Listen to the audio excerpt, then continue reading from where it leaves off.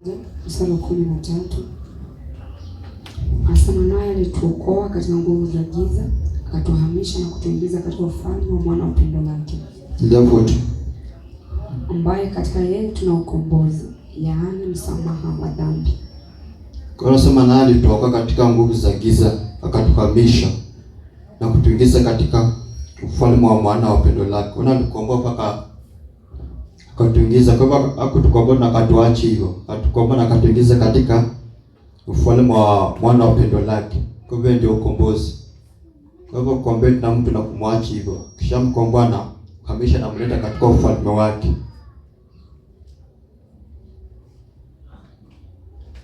Kuangalia King James anasema,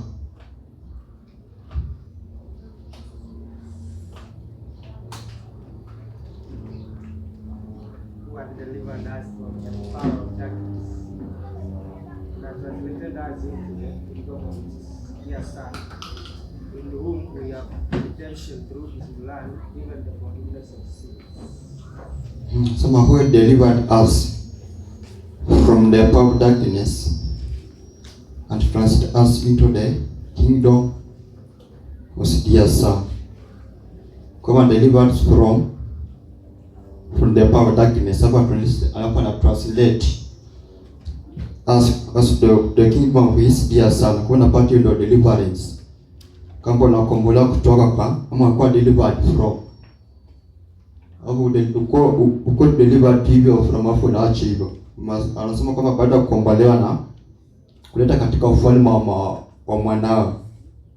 Kwa ufalme wa upendo la mwanao. Kwa deliverance si kwamba mtu anakukomboa tofana anakuacha hivyo. Hapana.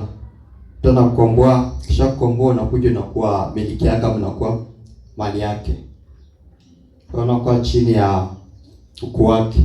Kwa hivyo ukombozi si kwamba anakukomboa tu mtu afunache hivyo. Kama kwa mfano kama vile unaona kwamba watu wanaondoa pepo kwa mtu, kisha kuondoa na kuacha hivyo. Kwa unapata hiyo si kwa ukombozi.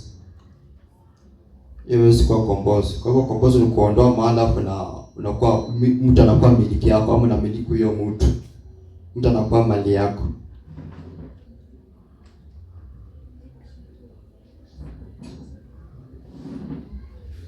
Kwa kulingana na Kolosai 1:13 ndio 14.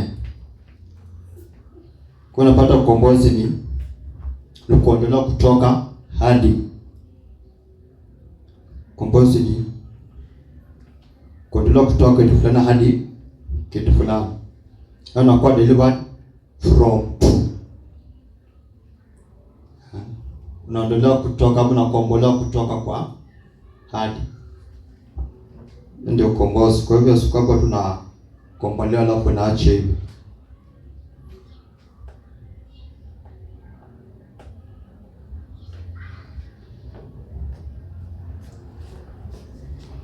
Kwa hivyo ukombozi ni kukombolewa kutoka kwa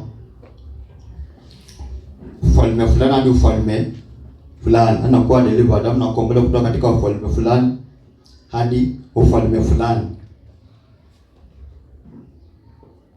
Unakuwa delivered from another kingdom to another kingdom. To another kingdom.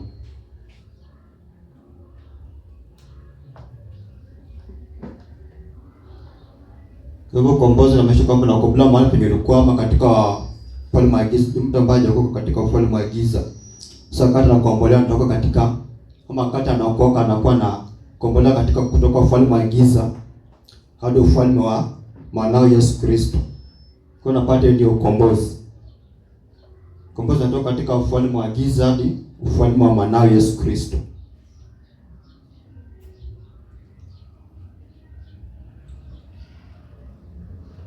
Kwa hiyo mtu akisema kwamba umekombolewa inamaanisha kwamba hauko tena kwa ile ufalme ambao ulikuwa kabla uokoke. Kwa katika ufalme mpya wa Yesu Kristo. Kwa mtu akisema kwamba ameokoka maisha kwamba yuko katika ufalme wa giza ambapo alikuwa kabla hajaokoka. Kwa hivyo katika ufalme mwingine mpya.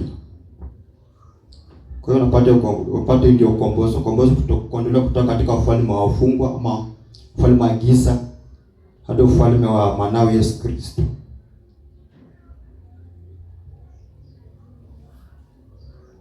Kwa hiyo muamini mtu ambaye amekombolewa kutoka katika ufalme wa giza hadi ufalme wa mwanao Yesu Kristo. Muamini mtu ambaye amekombolewa kutoka katika ufalme wa giza hadi ufalme wa mwanao Yesu Kristo.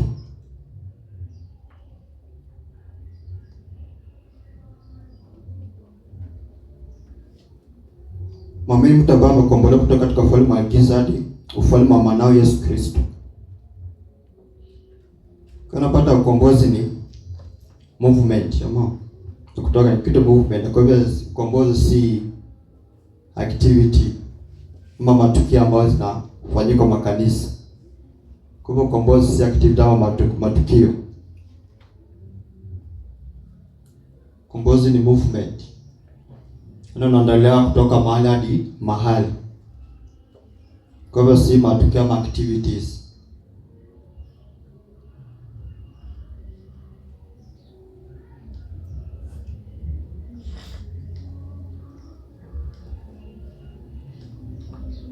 Kwa hivyo wakati unakuwa umekombolewa kutoka katika ufalme wa giza hadi ufalme wa Yesu Kristo, na maisha kwamba kwa katika kama muumini ambaye katika ufalme wa Yesu Kristo, na maisha kwamba tuna ufalme wa giza haina mamlaka kwake tena.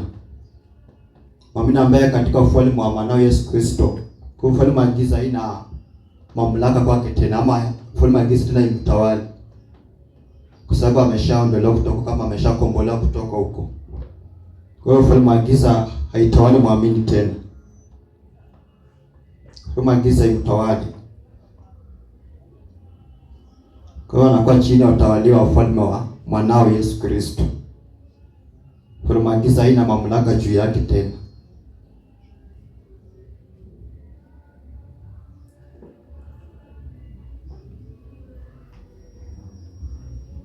Kwa hiyo anakuwa ufalme wa giza haitawali muamini kabisa, mtawali milele.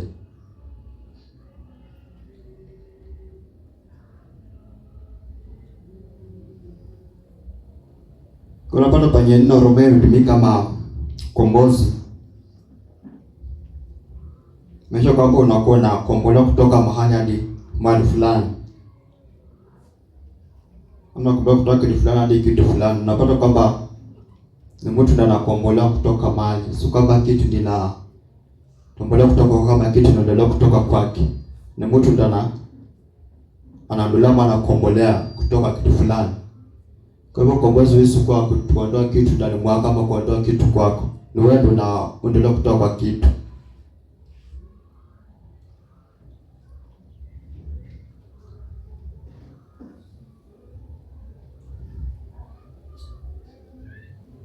Kwa hivyo kombozi ni kuondoa mtu kutoka kwa kitu fulani hadi kitu fulani. Kwa hivyo kuondoa pepo kwa mtu wewe kwa ukombozi. Unapewa anaondolewa kwako, sio mwenyewe kwamba ndio unaondolewa kutoka kwa nini. Wakati kombozi inaweza kuondoa mtu kutoka kwa pepo hadi kutoka katika mkono ya ufalme wa pepo hadi ufalme wa mwanao Yesu Kristo. Kwa hivyo sasa pepo inaendelea kwa hiyo kwa kombozi. Mtu ndiye anaondolewa kutoka kwa pepo ama kutoka katika nguvu ya pepo ama nguvu ya giza.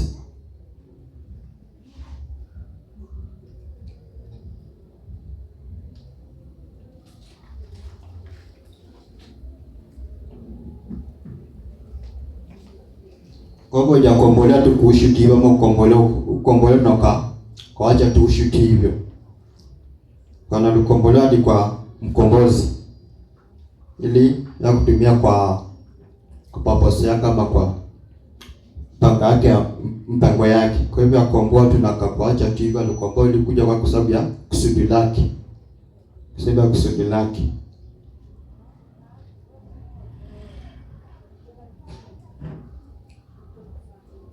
Kwa unapata ukombozi kuondolewa kama kuondolewa katika ufungwa na kuleta katika uhuru. Ukombozi pia ni kuondolewa katika ufungwa, kuleta katika uhuru.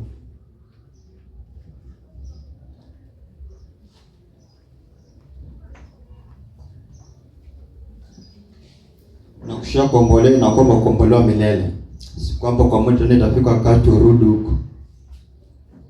Unakuwa kushaondolewa katika ufunga ama kuondolewa katika nguvu za giza. Unakuwa muondolewa kwa milele. na kwa muondolewa huko milele.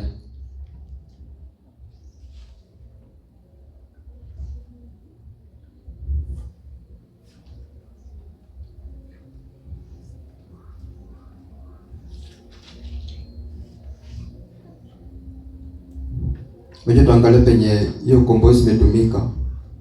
Soma Mathayo 6:13.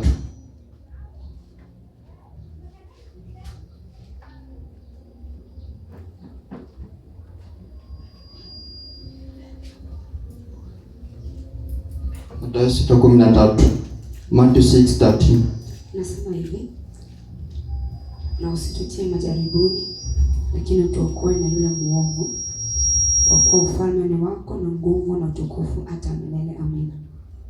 Sema tuokoe. Kwa King James nasema deliver us from evil. For thine is the kingdom and the power, the glory of forever. Amen. Kwa kaina pale deliver ama tuokoe. Kwa sema okoe katika mwovu. Kwa King James nasema evil, but originally inasema evil one. Mwovu ile kwa vinaangalia kula kutoka mtamu, kula kutoka shetani, kula kutoka shetani. Kwa ukombozi ni kuondolewa kutoka mahali hadi mahali.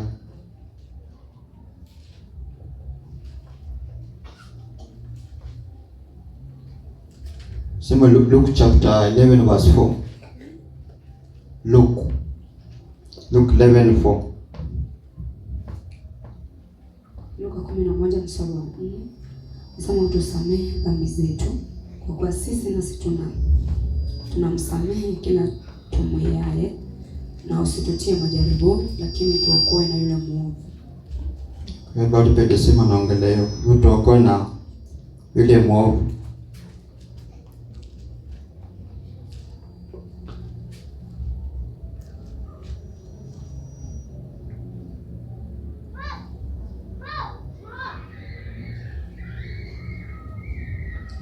Kwa hiyo unapata neno kwa hiyo verse ama maandiko. Kuna pata original linasema kwamba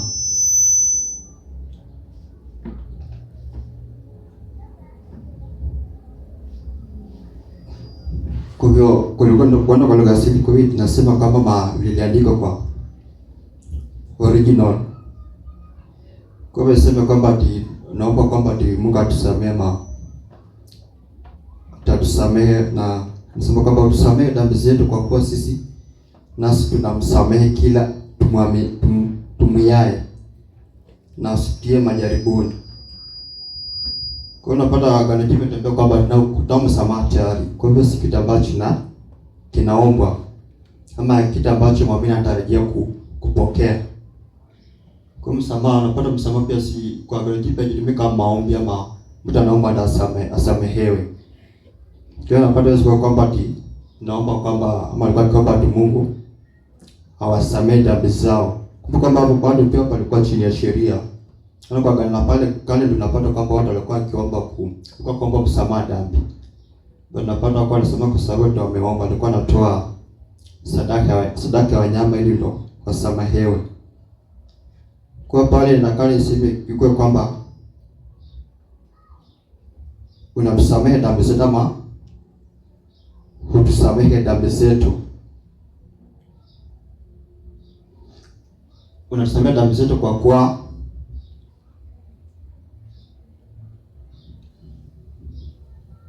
sema unatusamehe dhambi zetu kwa kuwa nasi tunasamehe kila tumwiaye. Unatusamehe dhambi zetu kwa hivyo Mungu kutusamea sisi ndinafanya tusamehe wale ambao wanatukosea. Na kutusamea inafanya kwamba tutafanya sio tunasamea wale ambao wanatukosea. Kwa hivyo Yesu kwa kwamba atipaka Mungu akusamehe ndio wao usamehe. Sasa atipaka Mungu akusamehe ndio usamehe. Kwa hivyo sisi tunasema kwa sababu Mungu ndio tusamehe. Kwa hivyo tunasamehe kitu ambacho ama tunapeana kitu ambacho tuko nacho tayari ama tulishapewa tayari. Kwa hivyo usipe kitu ambacho hauna. Kwa hivyo tunasamehe kwa sababu tunasamehe dhambi zetu au tunasamehe watu makosa yao kwa sababu Mungu alitusamehe. Kwa unapata kwamba sisi tunajifunza kutoka kwa Mungu, sio kwamba tu Mungu anajifunza kutoka kwetu. Kusema kwamba ati nangoja Mungu atusamehe ndio tusamehe, sio kwamba Mungu anajifunza kutoka kwetu. Mungu anajifunza kutoka kwetu ama sema tukomba sisi, but hapana, sisi tunajifunza kutoka kwa Mungu. Kwa hiyo tunasamehe kwa sababu Mungu ametusamehe. Wewe Mungu anatusamehe dhambi zetu ili sisi tusamehe wale ambao wanatukosea, wale ambao wanatukosea, wale ambao wanatukosa. Kisha pia anasema kwamba nasi usitutie majaribuni.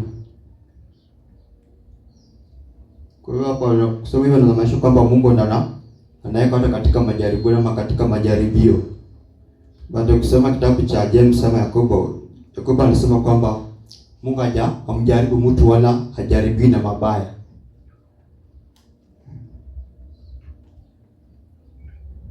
Yakobo anasema kwamba Mungu hamjaribu mtu wala hajaribi na mabaya.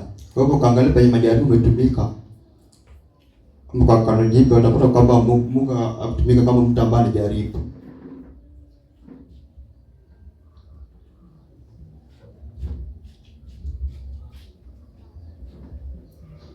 Tusome Yakobo 1:13.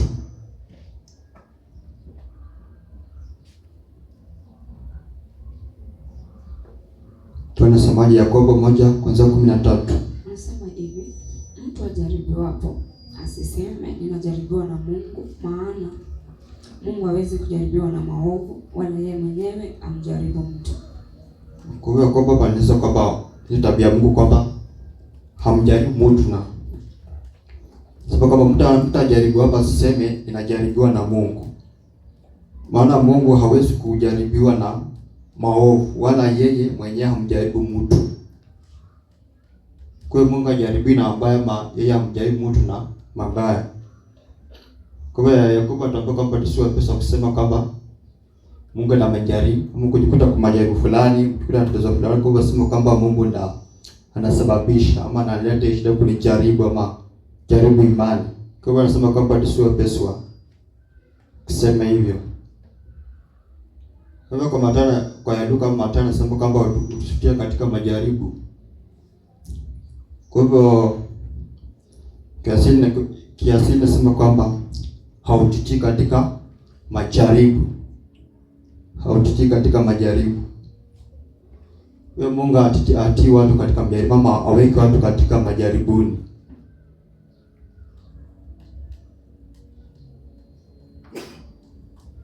Ukisema verse 14 Yakobo 1:14 anasema,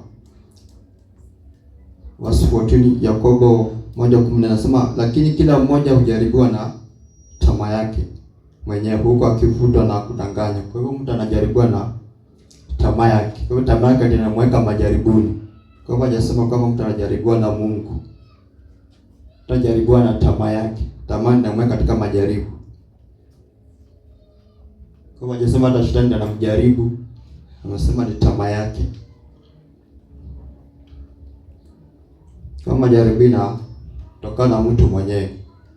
Kwa hivyo wakati mtu ameweka majaribuni na ama akwa yindi ama kuja katika majaribu, napata pia anakuwa anapea shetani pia nafasi katika majaribu. Kwa hivyo si kwamba shetani anaweka mtu majaribuni na Mungu anaweka mtu majaribuni.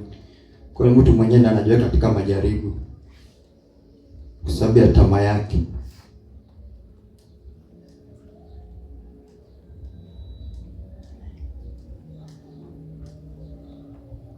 Kwa unapata hapa Yakobo hajataja kwamba ati Mungu anajaribu mtu ama shetani anajaribu mtu. Unapata majaribu inatokana na mtu mwenyewe. Inatokana na mtu mwenyewe, madamu mwenyewe ndiye anajiingiza katika majaribu ama anajiletea majaribio. Kwa hiyo Mungu hajataja pale ama shetani. Kuna watu wanakuambia kufanya kitu kibaya, anasema shetani ndiye amesababisha akafanya. but Biblia inasema kwamba ni mtu mwenyewe kwa sababu ya tamaa zake.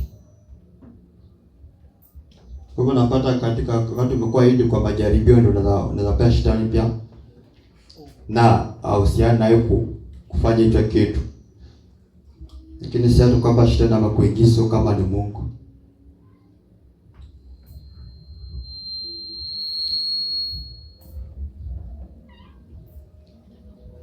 Kwa hiyo unapata Mungu atutie katika majaribu, yeye ndiye anatukomboa katika kutoka majaribuni. Mungu anatukomboa kutoka katika majaribu.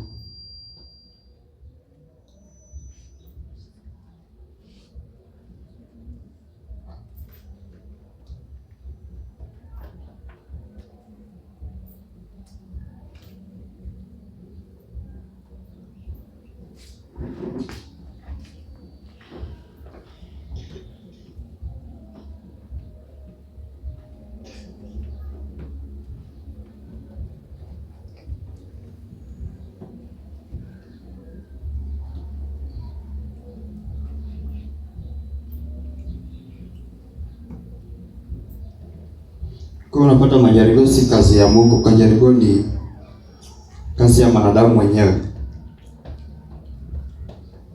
Jaribu inatokana na mwanadamu mwenyewe.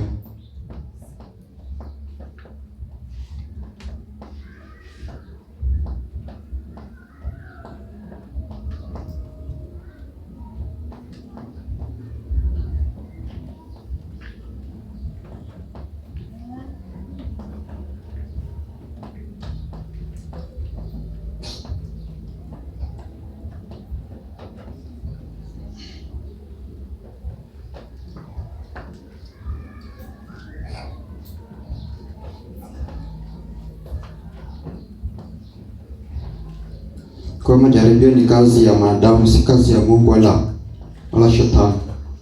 Mwanadamu mwenyewe ndiye anazahusisha shetani katika majaribu. Ni shetani atekeleze kazi yake, lakini si majaribu, si kazi ya mwanadamu ama si kazi ya Mungu ama ya shetani, kazi ya mwanadamu mwenyewe. Ndio mwenyewe anaweza jiletea, anaweza jua katika majaribu.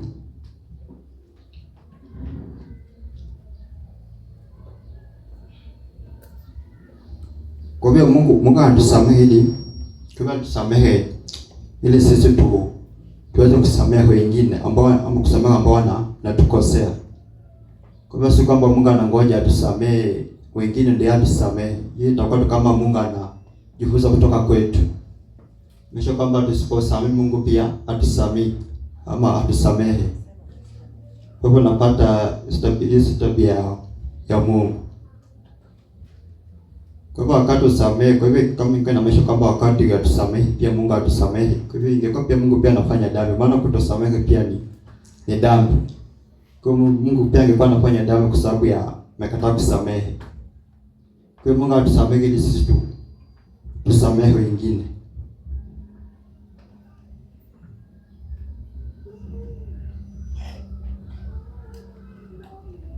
Kusema Galatia 4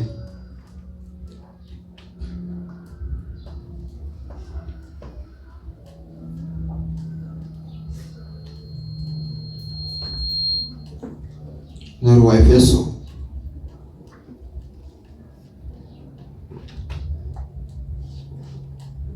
Waefeso 4:32. Ephesians chapter 4 verse 32. Waefeso 4:32 anasema hivi: tena iweni wafadhili ninyi kwa ninyi, wenye huruma, mkasameheane kama na Mungu katika Kristo alivyowasamehe ninyi. Kwa hivyo nasema kama mkasameheana kama na Mungu katika Kristo alivyo wasamehe. Kwa hivyo Mungu alisamehe katika Kristo ili sisi pia tusameheane. Kwa hivyo alishatusamehe sisi ndio tunataka tufuate hiyo msamaha ili tusamehe wengine. Unapata hapa Paulo ametueleza kwamba Mungu alitusamehe katika Kristo ili sisi pia tuweze pia kusamehe ambao wanatukosea. Kwa hiyo Mungu ndiye anafanya nafu sisi nafuata kile ambacho amekufanya. Kwa hivyo sisi kama tusamehe ndio tusamehe wengine. Yeye anatusamehe ili sisi tusamehe wengine. Kwa hiyo sisi tunafuata example ya Mungu. Kwa hiyo si Mungu anafuata example yetu, maana anafuata vile sisi tunafanya. Unapata mataifa ilikuwa bado chini ya sheria. Watu walikuwa bado na mentality ya under the law. Kwa katika sheria ndio watu walikuwa kiomba msamaha ili wasamehe, wanafungwa kuomba ili wasamehewe. Tunapata kwamba watu walikuwa wanasamehe kwa sababu ya dhabihu ya wanyama. Dhambi yako zinafunikwa si kwa sababu watu wameomba ama na kufunga ama kutokana na dhabihu.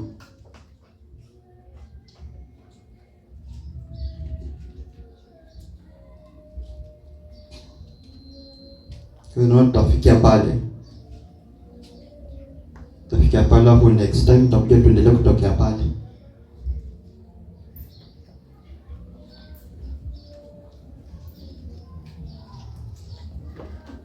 Ninasema kwa miguu yetu, karibisha ambao natuongoza kwa hatua nyingine.